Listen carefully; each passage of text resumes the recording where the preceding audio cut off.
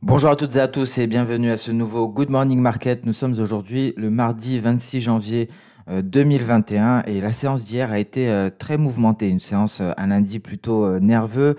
Les indices américains ont terminé de manière mitigée, le S&P 500 a gagné 0,36%, le Dow Jones a confirmé ses faiblesses à Wall Street et a baissé de 0,12% quand le Nasdaq a progressé de 0,69%. Et il a réussi à marquer un record historique. Le Russell 2000 a quant à lui baissé de 0,25%.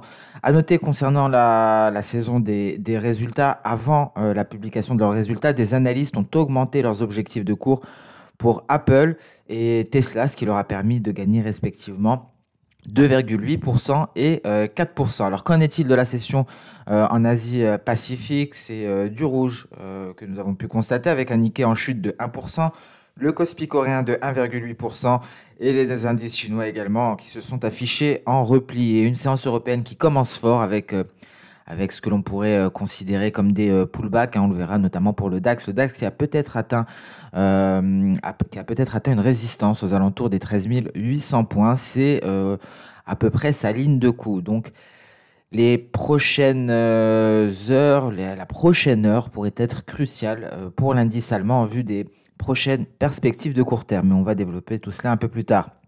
À noter d'un point de vue politique en Europe, le Premier ministre italien Conte devrait démissionner aujourd'hui afin de former un nouveau gouvernement. Et Joe Biden qui a déclaré que les États-Unis devraient pouvoir vacciner 1 million de personnes par jour d'ici environ 3 semaines. On reste dans le thème vaccinal avec l'action Moderna qui a gagné 12,2% après avoir déclaré que son vaccin protège contre les variants anglais et sud-africains pendant un an ou plus. Et toujours dans le même thème, selon des rapports, le vaccin AstraZeneca-Oxford serait efficace à seulement 8% dans les populations de plus de 65 ans. Une information qui a été d'ailleurs rejetée par AstraZeneca. On revient sur la politique américaine avec Janet Yellen qui a été confirmée par le Sénat américain comme prochaine secrétaire au Trésor. Et concernant le commerce, la Nouvelle-Zélande va signer aujourd'hui un nouvel accord de libre-échange avec la Chine. Le Japon envisage de prolonger l'état d'urgence. On a pris connaissance également de certaines données, notamment le PIB en Corée du Sud en hausse de 1,1% par rapport au quatrième trimestre 2020. On s'attendait à une hausse de 0,9% par rapport au trimestre précédent. Et concernant les tensions géopolitiques, la Chine prévoit de mener des exercices militaires en mer de Chine méridionale dans les prochains jours. Et à noter le Bitcoin aux alentours des 31 500 dollars. Peut-être que ce n'est plus le cas, on va le voir également. Les métaux précieux qui ont cédé du terrain, ainsi que le pétrole. Mais le pétrole qui retrouve des couleurs et qui vient confirmer le scénario haussier. Il manque plus qu'à franchir les précédents sommets pour renforcer la hausse. L'USD et le yen ont été les devises les plus performantes. Ce sont les devises valeur refuge. Les devises Como, quant à elles, les devises matières premières, sont les plus à la traîne, l'AUD et le CAD, mais également le NZD. Alors que nous prépare, qu'est-ce qui nous attend aujourd'hui en termes de calendrier économique? Pas grand-chose. Seule éventuelle source de volatilité, l'indice de confiance des consommateurs du CB. Et à part cela, nous prendrons connaissance des stocks de pétrole brut aux États-Unis, le rapport de l'API à 22h40. Et ce sont les résultats des entreprises qui seront à l'honneur aujourd'hui à Wall Street avec le plus important, ce sera Microsoft après la fermeture du marché. Hormis cela, on prendra connaissance des rapports trimestriels de 3M avant l'ouverture du marché, Advanced Micro Devices après la fermeture du marché, American Express avant l'ouverture, General Electric mais également Johnson Johnson avant l'ouverture et Verizon Communications avant l'ouverture du marché. Donc une séance plutôt chargée à Wall Street en termes de rapports trimestriels et on gardera à l'esprit Microsoft qui pourrait donc se renforcer davantage. On passe à présent sur le compartiment indice. Et nous allons débuter par le DAX. Le DAX en nette hausse aujourd'hui après un repli considérable hier. On le voit ici, nous sommes allés chercher les 13 600 points. Mais nous faisons face actuellement à une résistance. Les 13 820 points, c'est ce que l'on peut constater ici en données journalières. Les données intraday sont beaucoup plus précises. On est vraiment à un point capital concernant le DAX. Nous sommes en pullback ici sur la ligne de coup. Donc à l'heure actuelle, les 13 800 points, ça représente également, il me semble, la kit jaune que l'on va mettre en plus épais pour une meilleure visibilité. Voilà, on s'attaque à la kit jaune actuellement. Donc soit on parvient à clôturer dans 1h56 au-dessus de cette dernière et donc cela nous permettrait de nous attaquer au nuage aux alentours des 13 850 points, soit c'est un simple pullback sur la ligne de coup et les perspectives baissières seront toujours d'actualité pour aller chercher un niveau légèrement au-dessus des 13 300 points, 13 320 voire 13 330. Cela permettrait de réaliser l'objectif théorique de cette ETE, une ETE qui nous a fait faux bond hier, mais la hausse ne s'est pas maintenue. Le DAX n'est pas parvenu à se hisser au-dessus de l'oblique haussière. Et la version au risque face à la pandémie, l'IFO allemand également l'a renforcé, a donc entraîné un petit sell-off en Europe. Et donc c'est un moment capital actuellement. Allons-nous clôturer au-dessus de notre kit jaune et donc au-dessus de la ligne de coup, ce qui permettrait donc d'envisager des perspectives haussières à très court terme en direction des 13 950 points. Le CAC 40 également rattrape son retard et progresse nettement pour se hisser au-dessus des 5 500 points. On s'attaque actuellement à la Tenkan. Dernier rempart avant la kit jaune, 5 550 points.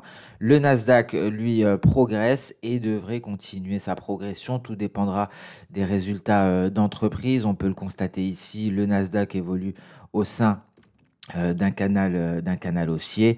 Nous avons atteint la borne supérieure hier.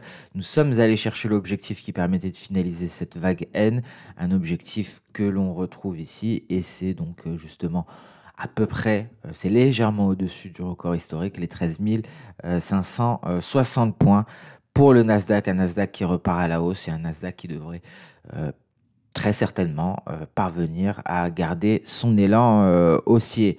Donc voilà pour le Nasdaq en données H4. Ici, le Nasdaq en données H1 qui a été soutenu par son nuage. Une belle hausse qui permet de s'affranchir de la Tenkan. Et à présent, donc c'est direction les 13 480 points. Le précédent sommet de la veille.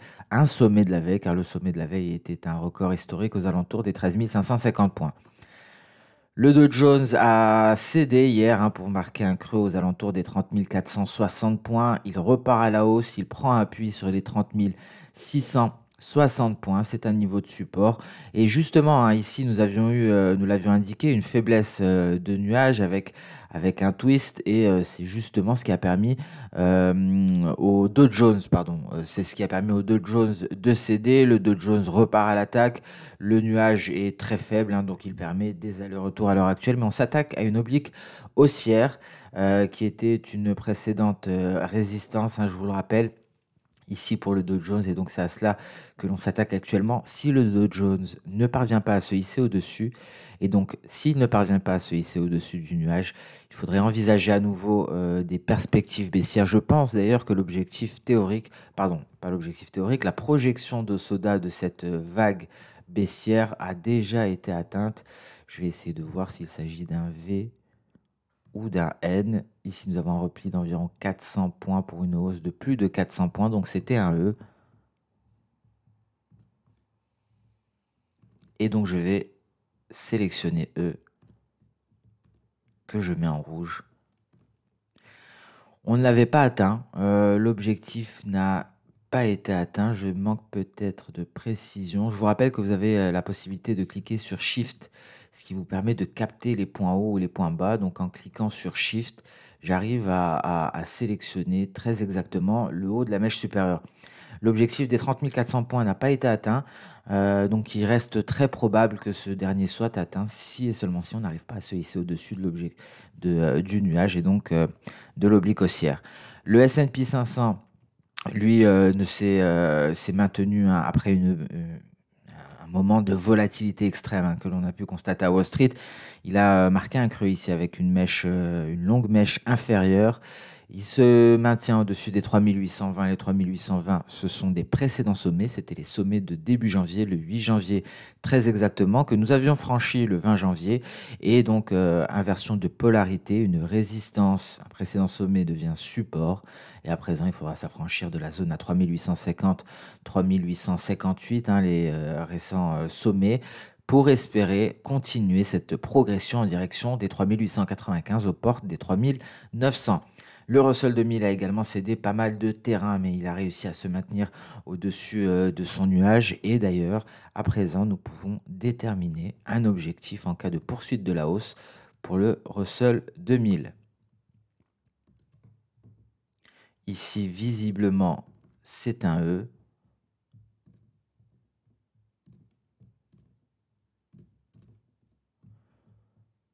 Et un objectif assez éloigné de 1236 tout de même. Le Russell 2000 qui, en cas de franchissement des précédents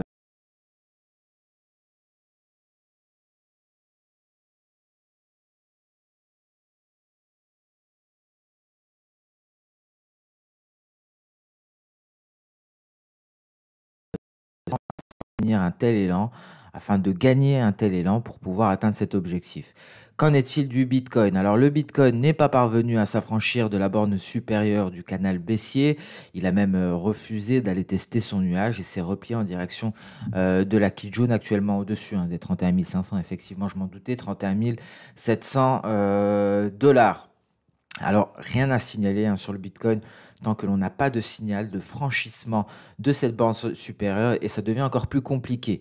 Hier, ça aurait été plus aisé. Nous avions ici un nuage relativement faible et à présent, il semble se renforcer considérablement. On voit même la formation d'une résistance avec une SSB qui s'est formée, une résistance à 33 240. Ce sera peut-être un prochain niveau à surveiller, les 33 240. Et c'est peut-être justement le franchissement de ces 33 240 qui nous donnera un éventuel signal de hausse. Et cela devrait, également correspondre à cette borne supérieure du canal baissier. Donc voilà ce que l'on va attendre concernant le Bitcoin avant d'envisager de nouvelles perspectives haussières. On passe à présent sur les comos, sur les matières premières, avec un gold qui patine toujours. Devant vous, le gold en données journalières, on le voit ici de par la bougie de la veille, la bougie d'aujourd'hui, quasi à l'équilibre, posée au-dessus des 1850 dollars l'once. Rien à signaler à l'intérieur du nuage. Les données intraday ne nous apportent pas plus d'informations à l'intérieur du nuage et on peut constater effectivement ce support des 1850 dollars. Et seul un franchissement du retracement de Fibo à 38,2%, les 1862, nous permettrait d'envisager un retour en direction des 1900, les 61,8%. On aura un objectif intermédiaire ici à 1880 dollars l'once, et c'est le retracement à 50%. Et le silver, après une belle remontée, patine également aux alentours des 25,400. Le pétrole en territoire légèrement négatif à l'heure actuelle, mais il était beaucoup plus bas. Il retrouve des couleurs après une hausse la veille. Donc voilà les données intraday, les données H1 pour le pétrole WTI. Nous avions signalé qu'un franchissement de cette oblique baissière serait un signal de hausse. Alors il y a eu ici une fausse cassure à ce niveau-là. On est reparti à la baisse, on a marqué un creux et nous sommes repartis à la hausse pour s'affranchir une fois pour toutes, si j'ose dire, de cette oblique baissière. On a effectué un pullback dessus et on repart à la hausse, 52,70. Prochaine cible, 53,37, soit le précédent sommet, ici un sommet du 21 janvier. Bien entendu, pour sécuriser tout cela, il faudra attendre un franchissement du sommet de cette nuit. Et même topo pour le Brent. Nous avons eu la fausse cassure à ce niveau-là avant de réintégrer, repasser en dessous. On l'a cassé définitivement, un pullback allongé et belle impulsion haussière qui nous hisse à 55,60 $ à l'heure actuelle. Et donc, on pourrait envisager un Brent à 56,18 selon la projection de Soda qui permettrait de finaliser cette vague haussière qui a été initiée le 22 janvier. Le gaz naturel en hausse, le gaz naturel continue dans son évolution en dents de scie, même si la tendance de fond est clairement baissière, on peut le voir. On vient à nouveau tester ce fameux bas de nuage. C'est quelque chose que le gaz naturel aime faire dernièrement. C'est quelque chose qui nous a fait à maintes reprises, mais ici c'est une résistance de taille. Il faut le noter. Cette zone entre 2.700, 2.600, 25 plutôt, c'est une résistance de taille. On atteste ici ce gap de rupture. D'ailleurs, il m'avait été demandé d'aborder les gaps. Je pense qu'on va le faire. Je ne l'ai pas préparé pour le moment. Je pourrais vous montrer les différents types de gaps car il y en a plusieurs. Il m'a également été demandé, je n'ai pas eu le temps de répondre à ce commentaire, et merci d'ailleurs pour cette proposition, de présenter le COT. Le COT que j'utilise beaucoup pour les matières premières et effectivement, c'est le cas et nous allons en parler plus dans le détail dès demain. Donc demain, nous aborderons le COT que j'utilise énormément sur les matières premières. Je vous rappelle que le rapport du COT hein, est d'ailleurs disponible sur Internet, c'est issu de cela. Euh,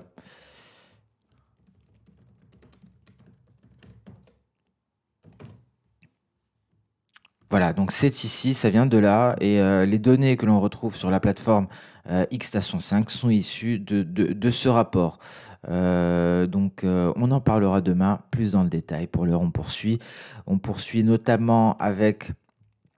Ici, nous avons le sucre qui n'est pas parvenu jusqu'à cette zone de support, mais prudence pour le moment, même si les perspectives sont toujours haussières, on garde en tête l'éventualité d'une formation en ETE.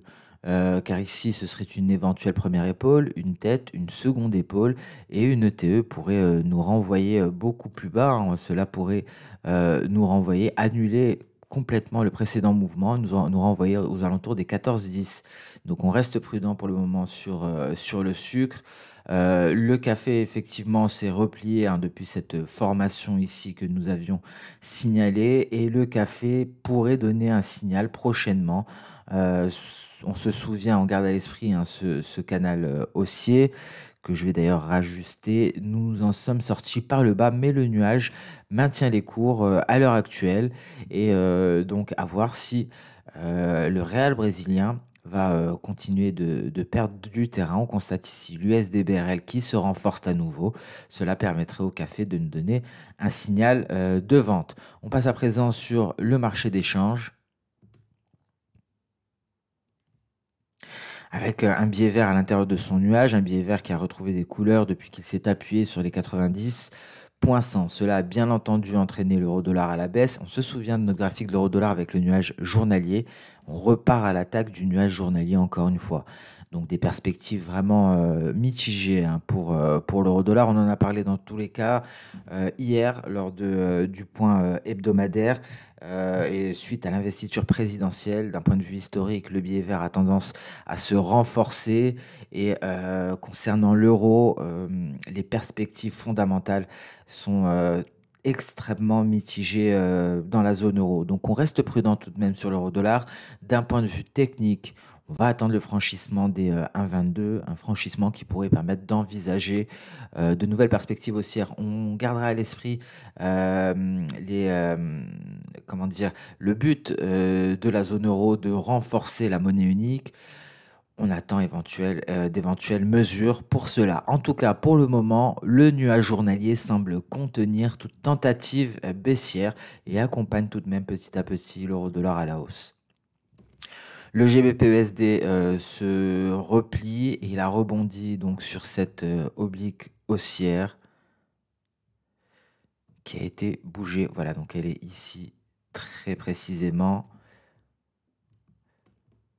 Voilà, donc rebond sur cette oblique haussière qui s'est avéré être un bon point d'entrée hein, lors des deux précédents tests. Concrètement, ces deux tests ont permis de créer cette oblique haussière. Car pour tracer une oblique, il faut 2 points. Et effectivement, ça n'a pas raté. Pour le troisième test, on repart à la hausse, à la conquête, peut-être encore une fois, des 1,3683.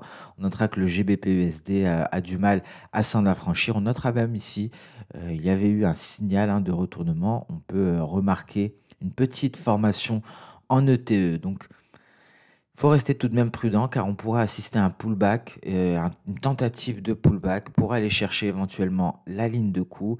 Et par la suite, hein, on pourrait s'attendre, si on ne parvient pas à se hisser au-dessus de la ligne de coup, à un retour à la baisse. Et cette fois-ci, ce serait pour aller chercher le bas de notre nuage en direction des 1,35 750. Donc c'est également mitigé hein, pour le câble. pour le GBP USD. Au vu de la configuration technique, mais également étant donné qu'on a énormément de mal à se hisser au-dessus de ce niveau de résistance. Pour le moment, le nuage et l'oblique haussière ont freiné toute cette tentative baissière de la part du câble. Mais prudence, si on revenait en pullback avec une incapacité à se hisser au-dessus de cette ligne de coup, on pourrait donc assister à un approfondissement de la baisse. Voilà donc ici Conté qui confirme que son gouvernement démissionne. Alors le GBP-CHF, rien à signaler, nous avons testé encore une fois le bas du canal et ici nous allons, je pense, une fois pour toutes attendre le franchissement de ce niveau pour s'y intéresser plus dans le détail. NZD-USD, effectivement, nous l'avions dit hier, ce n'était pas gagné malgré la sortie du nuage par le haut. Et pourquoi? Tout simplement parce qu'il y avait notre lagging span qui devait elle aussi intégrer le nuage avant d'en sortir pour nous confirmer ce signal. Et donc cela a été prouvé, finalement on repart à la baisse et la lagging span a été précise dans ce qu'elle a fait. Elle est allée chercher rebondir sur l'oblique baissière, elle repart à la conquête de son nuage, ce qui nous permet à nos prix d'en sortir. L'AUD NZD pullback sur la ligne de coup d'une formation en ETE, j'espère que c'est clair à ce niveau-là, que vous arrivez à la déceler. Une première épaule ici, la tête au centre, et la seconde épaule qui est un peu une épaule assez brouillon, mais elle a le mérite d'exister, et une oblique et une ligne de coup en oblique baissière. Le pullback s'est fait. Alors à partir de maintenant, si l'on franchit ce niveau, cela annulerait complètement les perspectives haussières pour l'AED NZD. USD-CHF qui rencontre énormément de mal à s'affranchir ici des 0,88-88. On repart à l'attaque actuellement.